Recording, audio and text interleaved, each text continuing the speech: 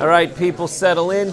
I'd just like to make an announcement today. The president will finally call the Waffle House hero. You might wonder why it took this long for this call to take place, and it's because it took that long to convince the president that the black dude could be the good guy. At the same time, there was a celebratory air in Jerusalem as the U.S. was moving its embassy. In the south of Israel, along the border with Gaza, there was a less celebratory air? Yeah, because the air was full of tear gas. Those aren't tears of joy, those are tears of tears and anguish and, I guess, bromoacetone. You have another one? On ZTE. I mean, here is a company that violated U.S. rules regarding doing business with North Korea and Iran. It was, according to the Commerce Department, appropriately sanctioned for that, fined $1.2 billion. You have the heads of 6 intelligence agencies telling Congress back on February 13th that they wouldn't use ZTE devices. And you're wondering why the president is fighting for this Chinese company. It's because everyone's telling him not to. So stop telling the president not to do things. If you want to get him to stop, tell him to do things. And he'll definitely stop right away. Also, yes, we fined this company $1.2 billion and they paid it. So in this administration, if you do something wrong and you pay your debt to society, in our opinion, you're free to do whatever you want.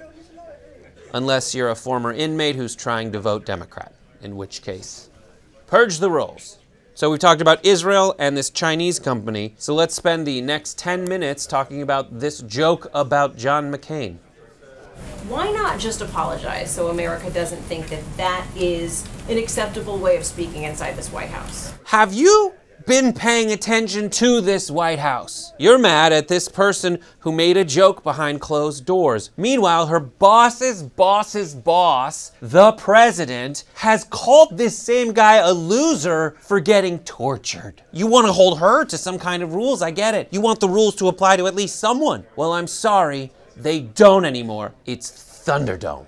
Next. It's been reported that you were leading the meeting where Kelly Sadler said what she said. How did it strike you? Did you find it to be inappropriate? And what was the reaction in the room? I thought it was kind of funny. But then, I have no soul. I didn't go in for the high five like everyone else did. If that's any consolation.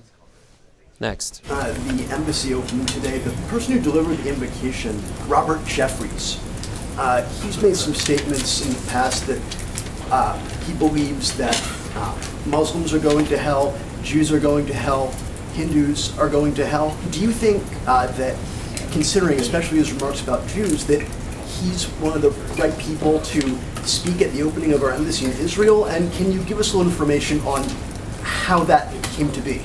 Just so everybody knows, that is true. The person who gave the opening prayer at the opening of our embassy in Israel has once said that all Jews are going to hell. You wonder how he got that job? It's because he's the worst person for it. And that's pretty much the only prerequisite for getting an appointment through the White House. That's it, press conference is over.